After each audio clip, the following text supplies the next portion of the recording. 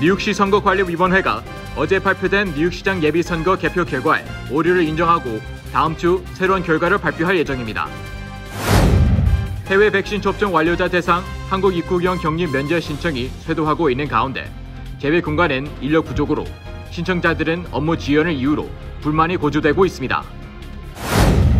플로리다주 아파트 붕괴 사고의 수색 작업이 엿새째 이어지고 있습니다.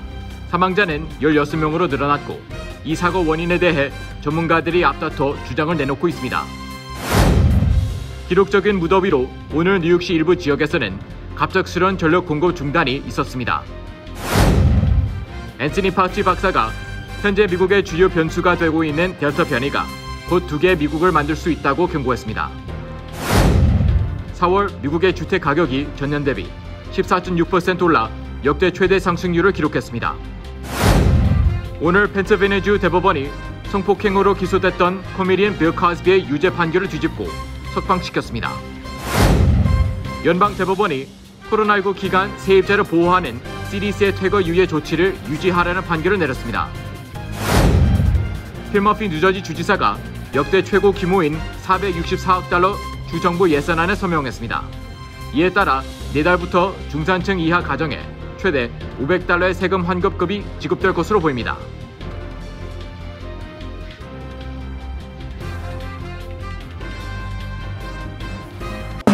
노아은행 맨해튼 지점이 한인타운 중심부인 31가와 32가 사이 피프스 애비뉴 1층으로 확장 이전했습니다. 동포 사회에 꼭 맞는 다양한 상품과 고객 만족 서비스로 여러분께 다가가겠습니다. 한인 비즈니스의 내일을 생각하는 은행 노아은행, 멤버 FDIC and Equal Housing Lender.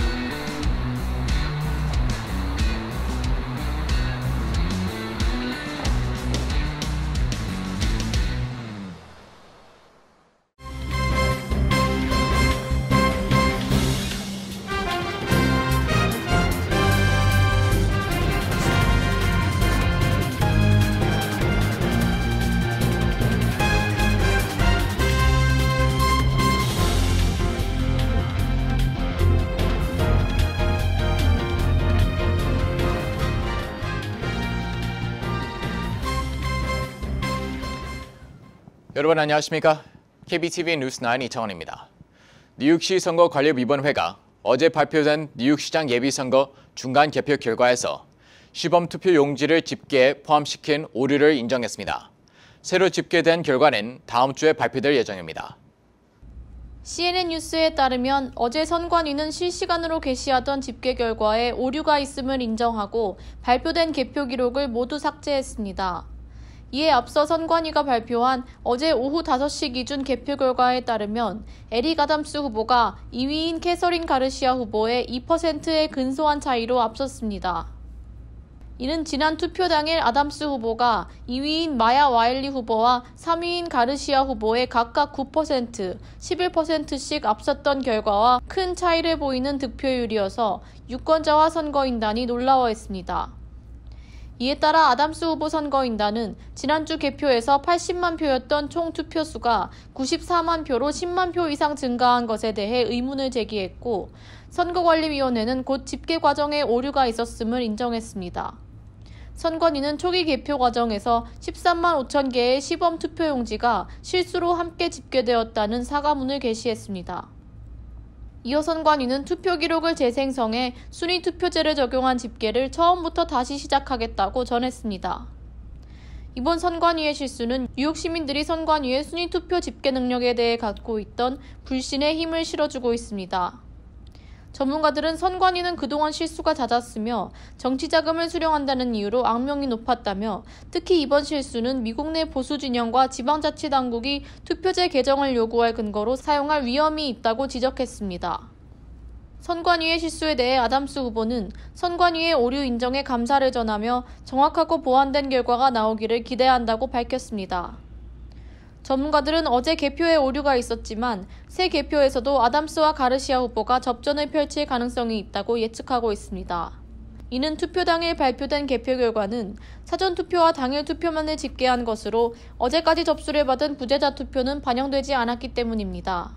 부재자 투표를 포함한 최종 개표 결과는 7월 12일 이후에 발표될 예정입니다. KBTV 뉴스 김현지입니다.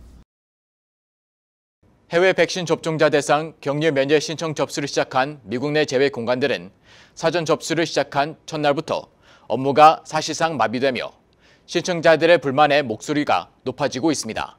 코로나19 백신을 접종한 일부 한인들은 격리 면제 신청 대신 2주 자격격리를 선택하기도 했습니다.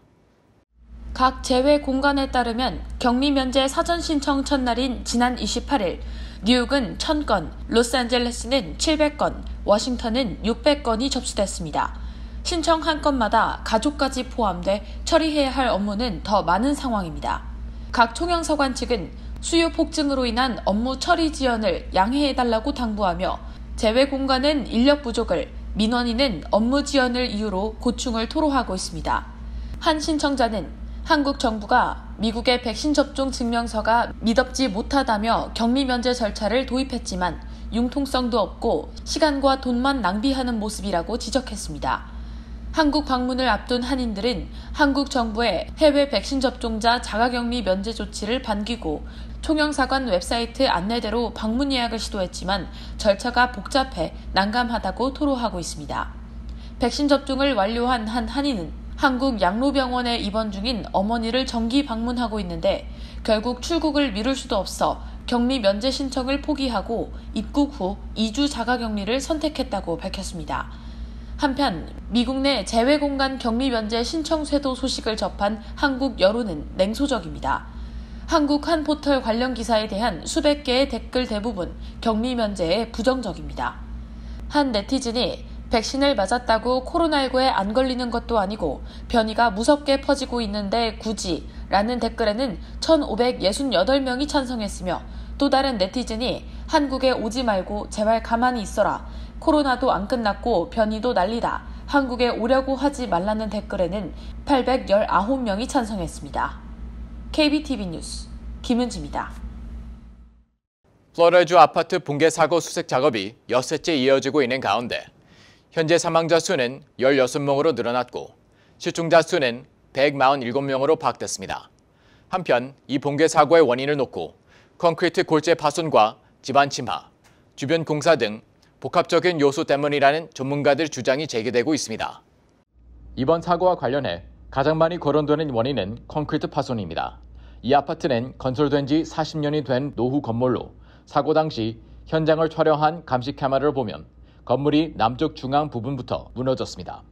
건물 안전 검사 전문가인 그렉 버티스터는 BBC와 인터뷰에서 아파트 붕괴와 관련 해안가에 세워진 건물들은 균열에 취약하다며 콘크리트 파손 개연성을 언급했습니다.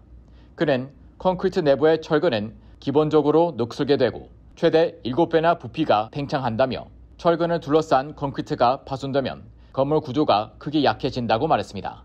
해변에서 발생하는 바다 물방울이나 입자가 오랜 시간 아파트에 스며들어 건물 구조를 약화시켰다는 주장입니다. 일각에서는 집안 침하가 아파트 붕괴에 영향을 줬을 것이라는 추측을 내놓고 있습니다.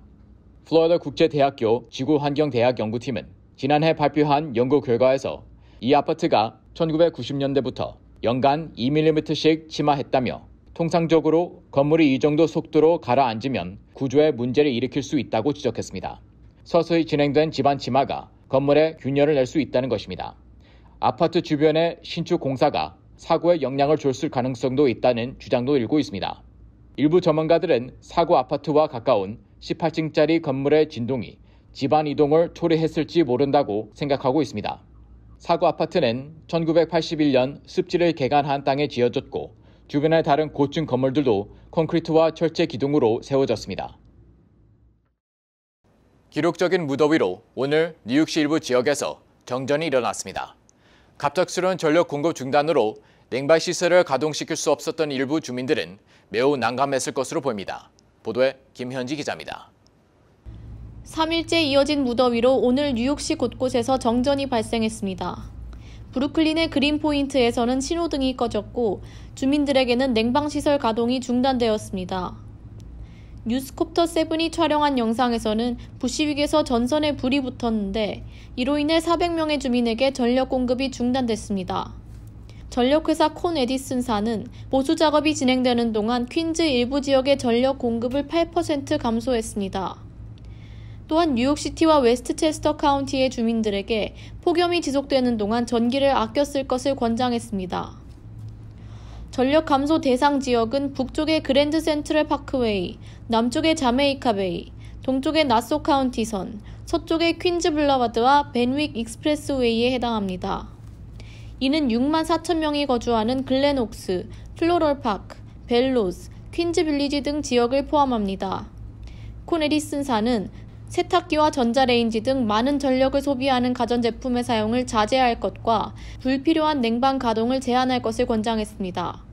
또한 빠른 시간 안에 전력 공급을 정상화하겠다며 이에 대한 대비가 이루어져 있다고 밝혔습니다. KBTV 뉴스 김현지입니다.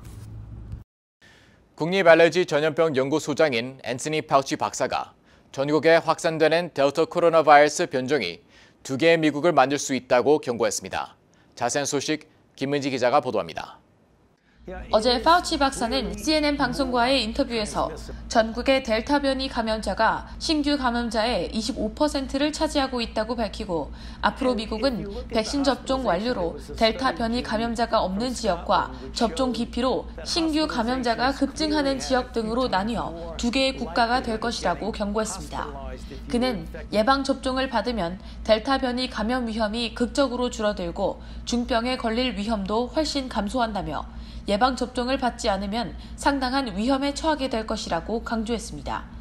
파우치 박사에 따르면 화이자 백신의 델타 변종 감염 예방률은 88%에 이르고 있습니다. 그는 모더나 백신도 아직 효과가 입증되지 않았지만 델타 변이 예방률이 높을 것이라고 말했습니다.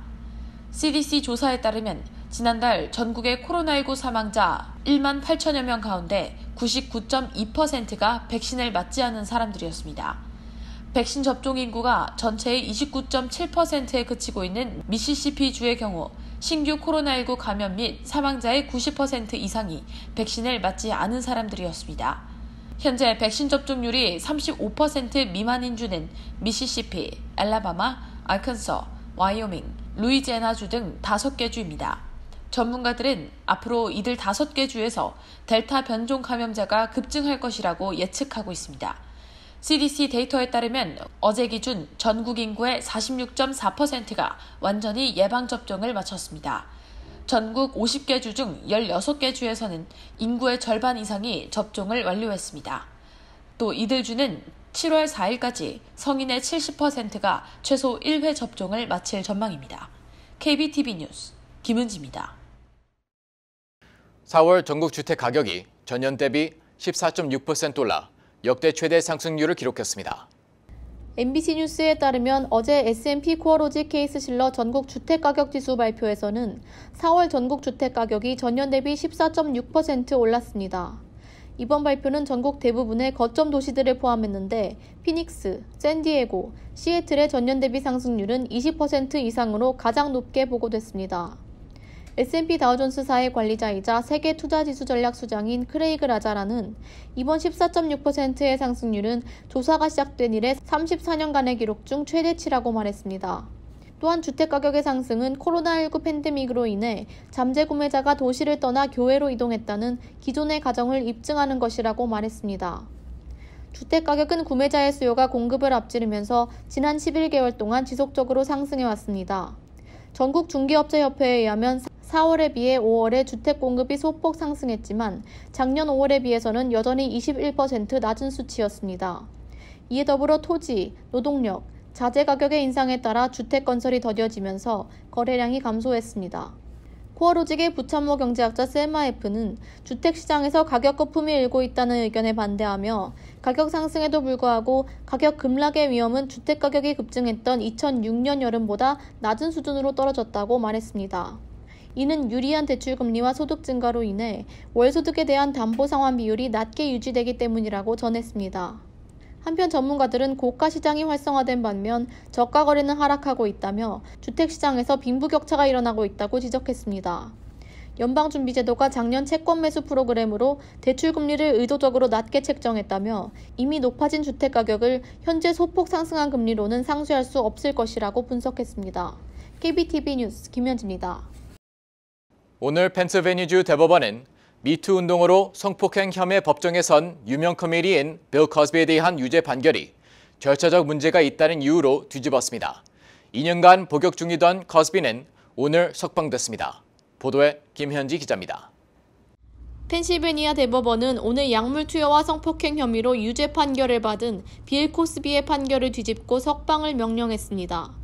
지난 2018년 재판에서 코스비는 2004년 템플대학교 전 직원 안드레아 콘스탄드에게 마약을 투여한 후 성폭행한 건으로 3년에서 10년의 징역형을 선고받아 복역 중이었습니다. 대법원은 코스비의 혐의 자체를 부정하는 것이 아닌 코스비가 공정한 사법상의 보호를 받지 못했다는 이유로 판결을 뒤집었습니다. 펜실베니아 대법원의 데이비드 웩트 대법관은 지난 재판에서 브루스 캐스터 전 검사장이 코스비를 기소하지 않겠다고 약속했고, 이는 코스비가 이어진 재판에서 안심하고 혐의를 인정하는 계기가 되었다고 말했습니다. 후임자인 케빈 스틸 검사장은 증언을 근거로 코스비를 기소했고, 이로 인해 코스비에게 불리한 판결이 내려졌다고 말했습니다. 코스비는 직장 내 부적절한 성적 행동을 고발하는 미투 운동의 최초 표적으로 꼽힙니다.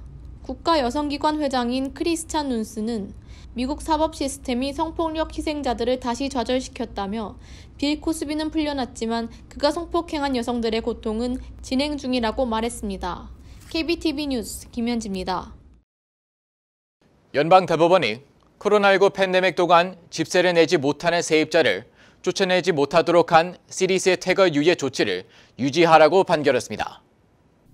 AP통신 등에 따르면 연방대법원은 CDC의 퇴거 유예 조치는 월권이라며 이를 무효화해달라는 임대인들의 요청을 5대4로 기각했습니다.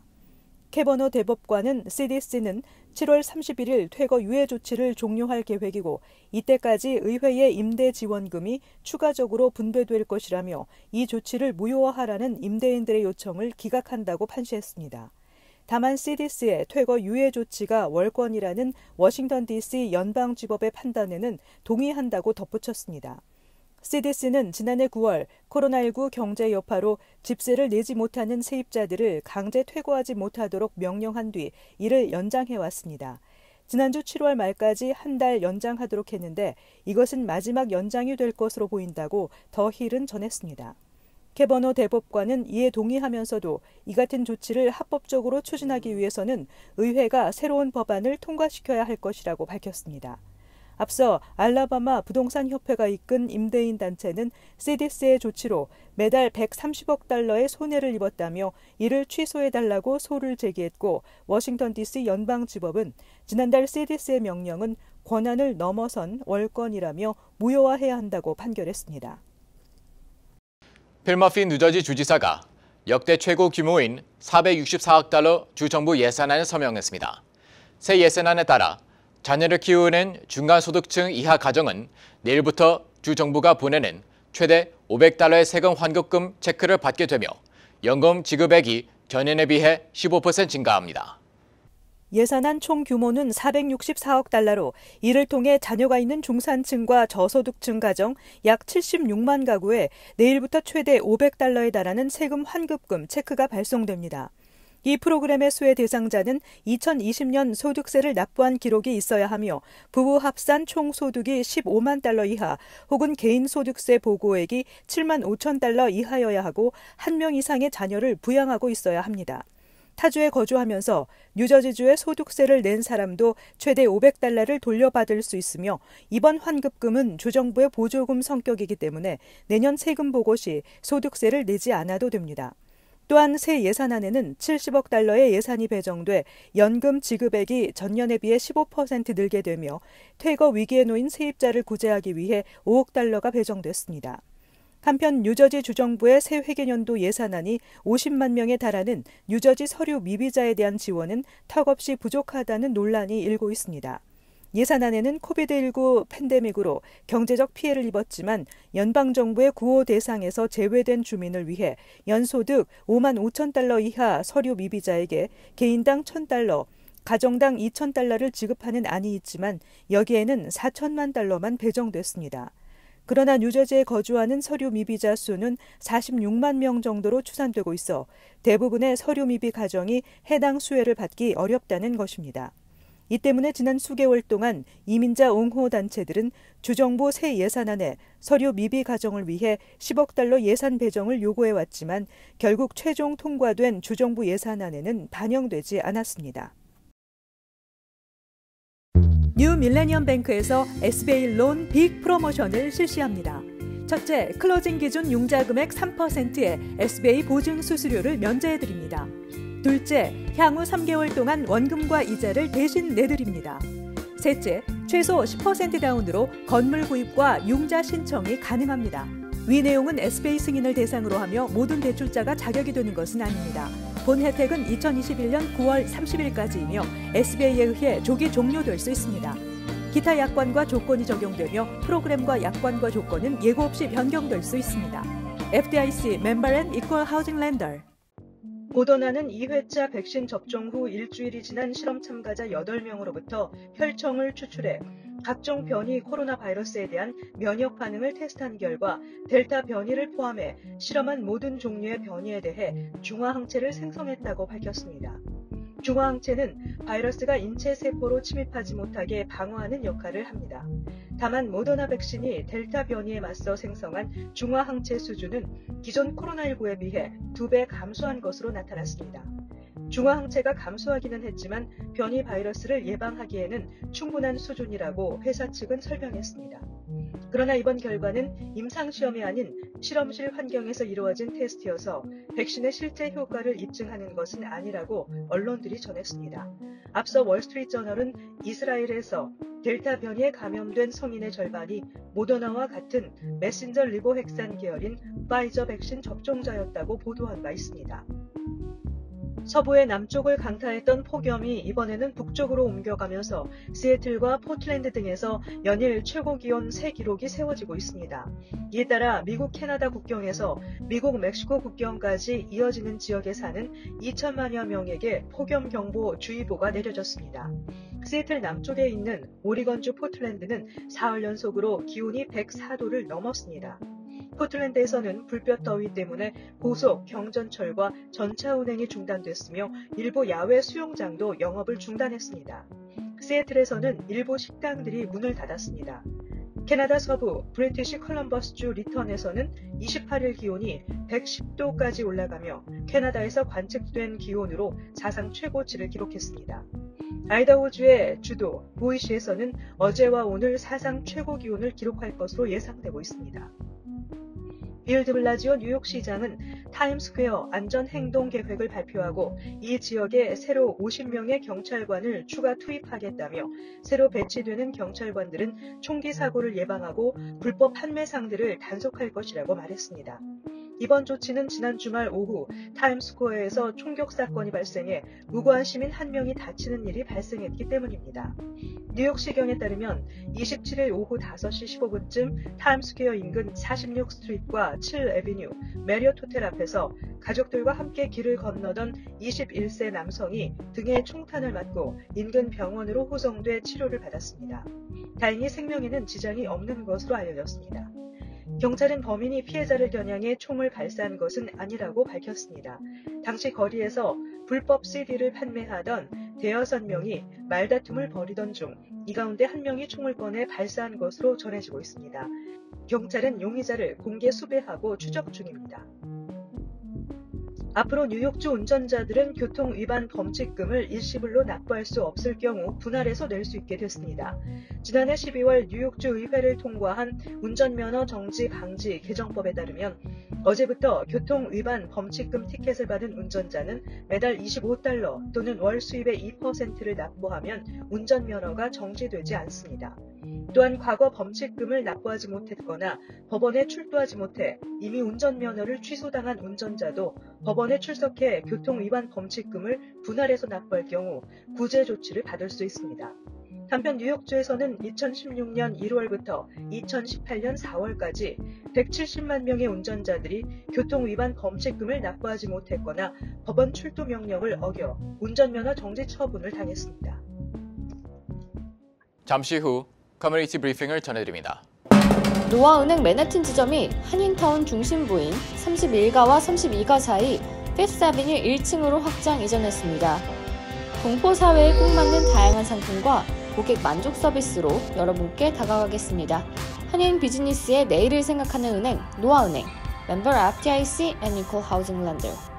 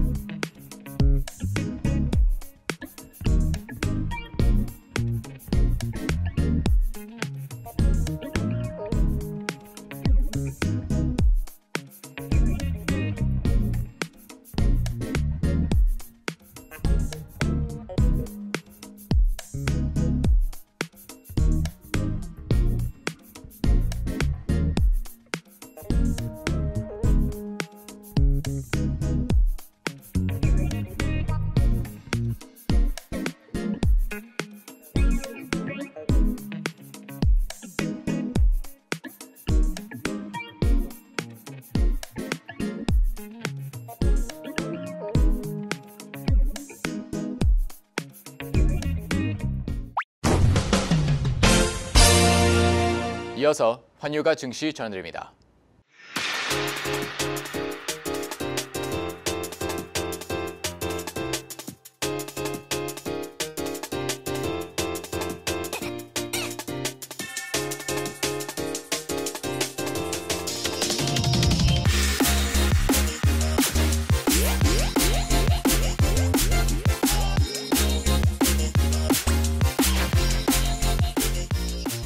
잠시 후 뉴욕과 뉴저지 날씨 전해드립니다.